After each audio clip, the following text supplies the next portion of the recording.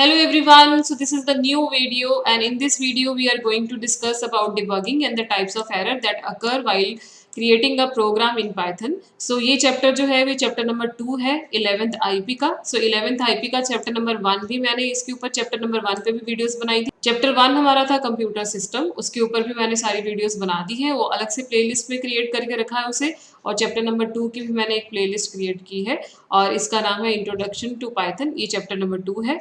इसके 11th part को आज मैं क्रिएट कर रही हूँ और इस पार्ट के अंदर हम डिबगिंग और एरर्स को डिस्कस करेंगे. सो अगर आपको मेरी ये वीडियो अच्छी लगेगी तो मेरे वीडियो को जरूर लाइक कीजिएगा and don't forget to subscribe my channel. So let's start.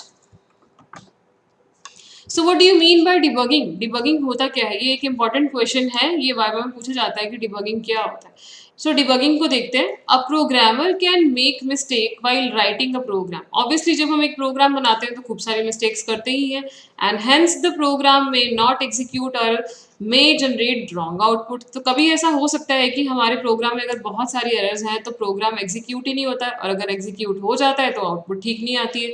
The process of identifying and removing such mistakes, also known as bugs और errors from a program, is called debugging. मतलब जब आप अपना एक program create करते हैं, programme में अगर आपको कोई बग मिल जाती है, कोई एरर मिल जाती है या फिर आपने कोई मिस्टेक कर दी है, तो उस मिस्टेक को जब आप आइडेंटिफाई कर लेते हो और आइडेंटिफाई करने के बाद आप उसको रिमूव भी कर लेते हो, सो उस प्रोसेस को हम क्या बोलते हैं? डिबगिंग बोलते हैं. ठीक है. सो एरर क्या होता है? एरर का मतलब मिस्टेक. ठीक. नेक्स्ट देखते हैं types of error. Types of error मतलब कि जब आप एक प्रोग्राम को बनाते हो तो आपको अलग अलग तरह की एरर्स को फेस करना पड़ता है, तो उनको कुछ कैटेगरी में डिवाइड किया गया है. तो वो एरर कौन कौन सी है? सबसे पहली एरर है syntax error, second is logical error and third is run time error. तो सिंटेक्स एरर कौन सी होती है? सबसे पहले इसके बारे में समझेंगे. So syntax error, like other programming language, Python has its own rules that determine its syntax. Obviously हर एक प्रोग्रामिंग लैंग्वेज का अपना खुद का सिंटेक्स होता है, उसी तरह से पाइथन का भी अपना एक सिंटेक्स है. The interpreter interprets the statements only if it is synthetically as per the rules of Python correct.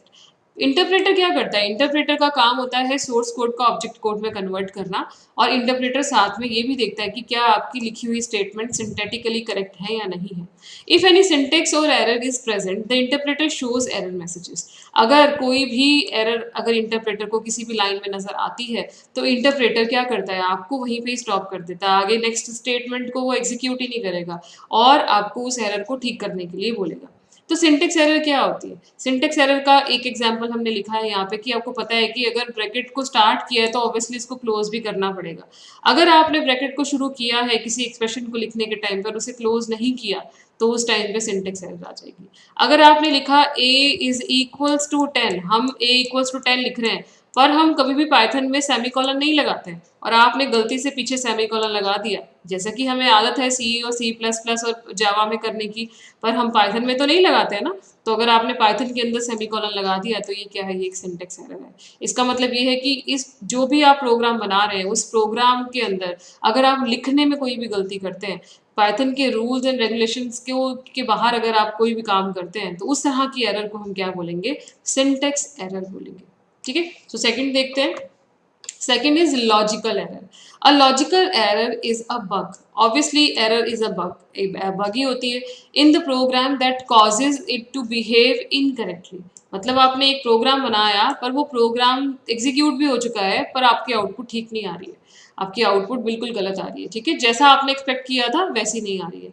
A logical error produce an undesired output, जो आउटपुट आप नहीं चाहते थे, but without abrupt termination of the execution of the program. मतलब आपके programme के अंदर उसको एग्जीक्यूट करने में कोई भी प्रॉब्लम नहीं आई, प्रोग्राम हमारा आराम से एग्जीक्यूट हो गया पर आउटपुट ठीक नहीं आ रही. Since the program interprets successfully even when the logical error are present in it, it is sometimes difficult to identify these errors. So इसकी एक एग्जांपल देखते हैं कि लॉजिकल एरर हमें कब देखने को मिलती है या किस तरह से ये प्रेजेंट होती है आपके प्रोग्राम में. तो जैसे कि आपको 2 नंबर का एवरेज निकालना है, वो 2 नंबर कुछ भी हो सकते हैं, 10 और 12, हमारे पास 2 नंबर है, हम इसका एवरेज निकालना चाहते हैं. तो एवरेज निकालने के लिए हम अगर फॉर्मूला लिखते हैं 10 प्लस 12 डिवाइडेड बाई 2, इस तरह से लिखते हैं और ब्रैकेट लगाना भूल जाते हैं. तो इस केस में अगर प्रेसिडेंस ऑफ ऑपरेटर के अकॉर्डिंगली हम इसे चेक करें तो प्रेसिडेंस ऑफ ऑपरेटर के अंदर प्लस का जो प्रायोरिटी होता है वो कम होता है और डिवाइड का प्रायोरिटी हाई होता है. तो डिवाइड जो है वो पहले सॉल्व हो जाएगा, तो इस केस में 10 प्लस 6, क्योंकि 6 इज द क्वोशंट ना, तो यहाँ पे 6 आ जाएगा हमारे पास, तो 10 प्लस 6 करेंगे तो 16 आ जाएगा, जो कि एक गलत एवरेज है। आउटपुट बिल्कुल भी ठीक नहीं आएगी अगर हम ब्रैकेट नहीं लगाएंगे। तो अगर आप चाहते हो कि आपकी एवरेज बिल्कुल सही तरीके से कैलकुलेट हो, तो उसके लिए आपको 10 और 12 को ब्रैकेट में लिखना चाहिए। अब इससे क्या होगा, ब्रैकेट पहले सॉल्व होगी, क्योंकि प्रेसिडेंस ऑफ ऑपरेटर के अंदर मैंने आपको सिखाया था कि ब्रैकेट्स पहले सॉल्व होती है। अगर आपने ये वीडियो नहीं देखी है तो आप इसको प्लेलिस्ट में जाके चेक कर सकते हो, मैंने प्रेसिडेंस ऑफ ऑपरेटर के ऊपर एक ऑलरेडी वीडियो बना रखी है।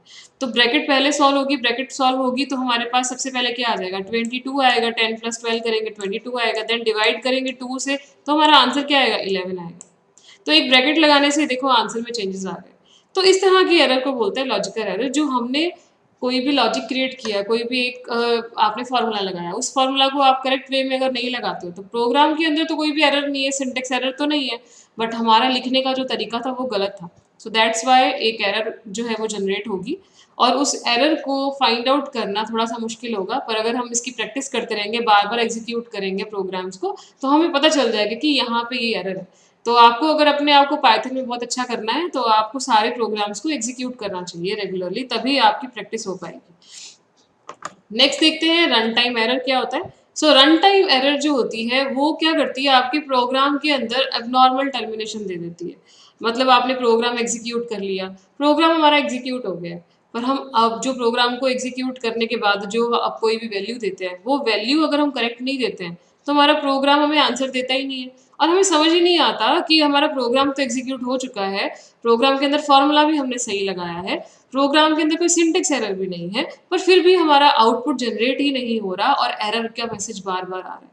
तो इस तरह के नॉर्मल टर्मिनेशन को जब हम देखते हैं तो वहाँ पे कौन सी एरर हमें फेस करने के लिए मिलती है, that is run time error. Run time error का मतलब होता है प्रोग्राम को रन करने के बाद जब हम आउटपुट को देखने जा रहे हैं तो आउटपुट हमें नजर ही नहीं आ रही है, आउटपुट के टाइम पे हमें एरर ही एरर नजर आई जा रही है। Run time error is when the statement is correct, मतलब आपका स्टेटमेंट करेक्ट है, सिंथेटिकली आपने स्टेटमेंट बिल्कुल करेक्ट लिखी हुई है, but the interpreter can not execute it, पर फिर भी इंटरप्रेटर आपके प्रोग्राम को एग्जीक्यूट ही नहीं कर सकता। Runtime error don't appear until after the program starts running or executed. Run time error आपको तब तक नजर नहीं आएगी जब तक आप अपने प्रोग्राम को एग्जीक्यूट करने के बाद आउटपुट को जनरेट करना शुरू नहीं कर देते हो, तब तक आपको रन टाइम एरर नजर नहीं आती। एग्जाम्पल में अगर हम देखें, अगर आप दो नंबर को डिवाइड करना चाहते हो तो हम यूजुअली क्या करते हैं, हम नंबर को 12, जैसे मैंने 12 को डिवाइड किया 2 से, तो इसका मतलब ये है कि मैं 12 को 2 से डिवाइड कर रही हूँ तो मेरा आंसर 6 आ जाएगा। पर हम क्यों मैथ्स में हमें सेकंड या थर्ड क्लास से सिखाया जाता है कि डिवीजन जो है वो 0 से कभी भी पॉसिबल नहीं होती। आपको दो नंबर एंटर करने के लिए बोला गया, आपने एक नंबर एंटर कर दिया 34 और एक नंबर एंटर कर दिया 0, जो कि आउटपुट हमने जनरेट कराने के लिए एंटर किया था, पर हम कभी भी किसी भी नंबर को 0 से डिवाइड नहीं कर सकते, दैट इज नॉट पॉसिबल। तो इसका मतलब कि हमने जो वैल्यू एंटर करी है वो गलत एंटर करी है। तो इस केस में हमारे को क्या आएगा, एक एरर देखने के लिए मिलेगा जिस एरर का नाम होगा डिवीजन बाय 0। इसका मतलब वो आपको बोलेगा कि आपका प्रोग्राम तो करेक्ट है, बट आपकी का आंसर अभी भी जनरेट नहीं कर सकते, क्योंकि हम 0 से कभी भी किसी नंबर को रन नहीं कर पाएंगे, एग्जीक्यूट नहीं कर पाएंगे, आंसर आपको नहीं दे पाएंगे। ठीक है, तो इस तरह की एरर को बोलते हैं रन टाइम एरर, जो हमारे आंसर को जनरेट करने के लिए हमारी हेल्प नहीं करती है, क्योंकि हमने वैल्यू जो है वो गलत एंटर करी है।